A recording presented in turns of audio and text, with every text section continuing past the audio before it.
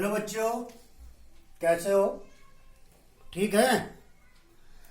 आज हमारा टॉपिक है नया चैप्टर धारा का चुंबकीय प्रभाव, मैग्नेटिक इफेक्ट ऑफ करंट। आपकी बुक में इसमें दूसरा नाम भी लिखा होगा, ये यूनिट का नाम लिखा होगा, साथ में लिखा होगा गतिमान आवेश एवं चुंबकीय क्षेत्र।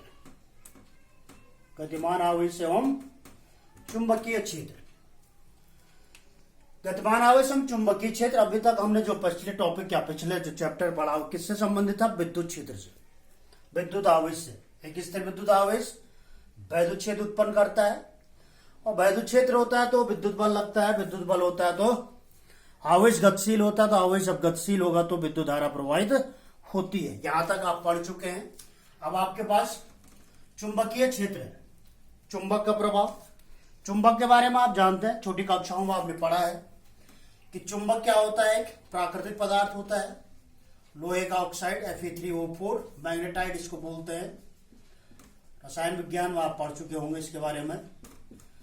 एक प्राकृतिक काला पत्थर होता है Fe3O4, जिसमें क्या होता है, लोहा इत्यादि वस्तुओं को अपनी ओर आकर्षित करने का गुण होता है। इस प्राकृतिक पदार्थ में क्या होता है कि आकर्षण का गुण कम होता है, इसलिए इसकी क्षमता बढ़ाने के लिए इसको कृत्रिम चुंबक के रूप में बनाया जाता है। जैसे मेरे पास एक दंड चुंबक है, इसको कहते हैं बार चुंबक। ये प्रैक्टिकली यूज होता है। इसके द्वारा इसमें चुंबकीय क्षेत्र उत्पन्न किया जाता है। दूसरा मेरे हाथ में क्या है, एक कंपास सुई या चुंबकीय सुई भी इसको कह सकते हैं। इस चुंबकीय सुई के नजदीक अगर मैं चुंबक ले जाऊंगा तो इसमें क्या होगा, डिफ्लेक्शन होगा। क्या होगा? ये डिफ्लेक्शन होगा। ये सुई क्या होगी, घूम रही इधर उधर, एक निश्चित दिशा में जाके क्या हो जाती है, ठहर जाती है। अधिक चुंबकीय गुण प्राप्त करना होता है तो एक दूसरा चुंबक है मेरे हाथ पर, लोहा, स्टील, कोबाल्ट, निकल, इन धातुओं से कृत्रिम चुंबक बनाया जाता है जिनकी शक्ति अधिक होती है। जैसे ही देख लो, ये बहुत तीव्रता के साथ क्या हो जाएगा, डिफ्लेक्टेड हो रही है सुई। तो यहां पर क्या है, धारा का चुंबकीय प्रभाव वही है कि धारा का चुंबकीय प्रभाव का मतलब साधारण सी भाषा में कि धारा में चुंबक का गुण उत्पन्न होना, या धारा के द्वारा चुंबक का गुण उत्पन्न होना है। चुंबक, आपको पता है कि चुंबक क्या करता है, लोहा इत्यादि वस्तुओं को अपनी ओर क्या करता है, आकर्षित करता है। वही चीज है कि अगर किसी चालक में धारा प्रवाहित कर दी जाए तो उसमें चुंबक का गुण क्या होगा, उत्पन्न होगा। चुंबक का गुण उत्पन्न क्या होगा, अर्थात चुंबक होगा तो चुंबकीय क्षेत्र होगा। किसी चुंबक के चारों ओर का वह क्षेत्र जिसमें क्या होता है, कोई चुंबकीय सुई क्या करती है, बलागुण का अनुभव करती है, अर्थात वो घूमकर एक निश्चित दिशा में ठहर जाते हैं। जैसे चुंबकीय सुई है, इसे चुंबकीय सुई है, कंपास निडल। इसके चारों अगर चुंबक लगा दिया जाए तो चुंबक देख लो, जिस दिशा में चुंबक जा रहा है एक निश्चित दिशा में जाकर ठहर जा रही है, घूम रही है, अर्थात इसमें एक बलागुण कार्य कर रहा है। ये किसके कारण हो रहा है, चुंबक के कारण। तो चुंबक के कारण कोई चुंबकीय सुई क्या हो जाती है, डिफ्लेक्टेड हो जाती है। तो वही है इस टॉपिक का, चैप्टर का जो साधारण भाषा में, या जो आपका क्या कहते हैं सेंट्रल आइडिया है कि धारा के कारण चुंबकीय गुण उत्पन्न करना। तो धारा के कारण चुंबकीय गुण उत्पन्न करना, क्योंकि इससे पहले आप पढ़ चुके हैं कि स्थिर विद्युत आवेश क्या करता है, वैद्युत क्षेत्र उत्पन्न करता है। तो एक वैज्ञानिक था ऑर्स्टेड, यहाँ पर लिखा मैंने ऑर्स्टेड का प्रयोग।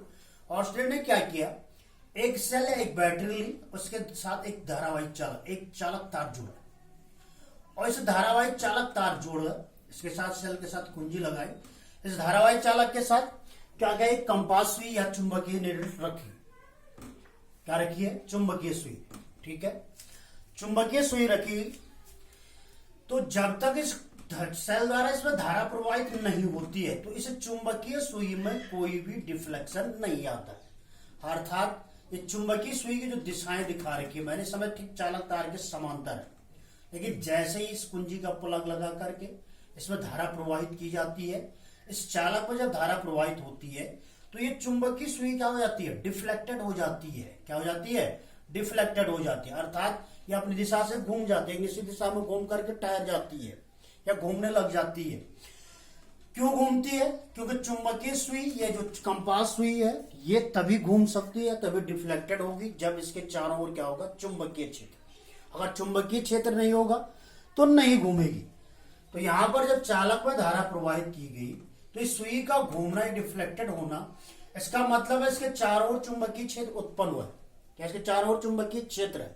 अगर हम धारा प्रवाहित करना बंद कर दें तो सुई अपने स्थान पर वापस लौट आती है, विक्षेपित नहीं होती है। लेकिन जैसे ही धारा प्रवाहित करते हैं चुंबकीय सुई क्या हो जाती है, विक्षेपित। इसका मतलब क्या हुआ, इसका मतलब हुआ कि इसके चारों ओर चुंबकीय क्षेत्र है। यदि अगर धारा की दिशा उलट दें, अभी तक वो धनात्मक दिशा है, अगर मैं इसको पॉजिटिव इधर कर दूं, नेगेटिव यहां कर दूं इस तरह से, तो इसकी दिशा उलट जाती है, बदल जाती है, दूसरी दिशा में डिफ्लेक्टेड हो जाता है। तो ये कब हो रहा है, ये तब हो रहा है जब हम चालक तार में क्या कर रहे हैं, धारा प्रवाहित कर रहे हैं।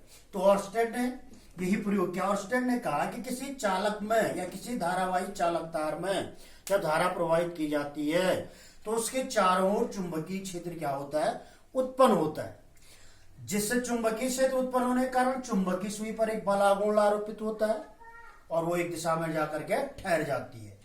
अब धारा प्रवाहित किसके कारण होती है, क्योंकि धारा प्रवाहित I इक्वल होता है Q/T, अर्थात आवेशों के गतिमान होने के कारण, जो आवेश वाहक है या आवेश के प्रवाहित होने के कारण, आवेश का प्रवाहित होता है, आवेश वाहकों के गतिशील होने के कारण प्रवाहित होता है। और चालक में आवेश वाहक कौन होता है, मुक्त इलेक्ट्रॉन। तो किसी धारावाही चालक में, ऑर्स्टेड का प्रयोग है, किसी धारावाही चालक में जो चुंबकीय क्षेत्र का मुख्य स्रोत है कौन है, गतिमान आवेश। और गतिमान आवेश का मतलब कौन है, मुक्त इलेक्ट्रॉन। इसलिए किसी धारावाही चालक में अगर आपको पूछ दिया जाए धारावाही चालक में चुंबकीय क्षेत्र का मुख्य स्रोत क्या है, तो धारावाही चालक में चुंबकीय क्षेत्र का मुख्य स्रोत है गतिमान आवेश, अर्थात मुक्त इलेक्ट्रॉन।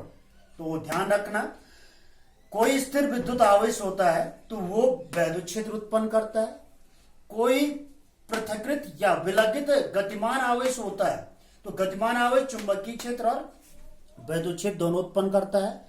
लेकिन अगर कोई धारावाही चालक है तो धारावाही चालक केवल चुंबकीय क्षेत्र क्या करता है, उत्पन्न करता है। तो ये है ऑर्स्टेड का प्रयोग, समझ गए।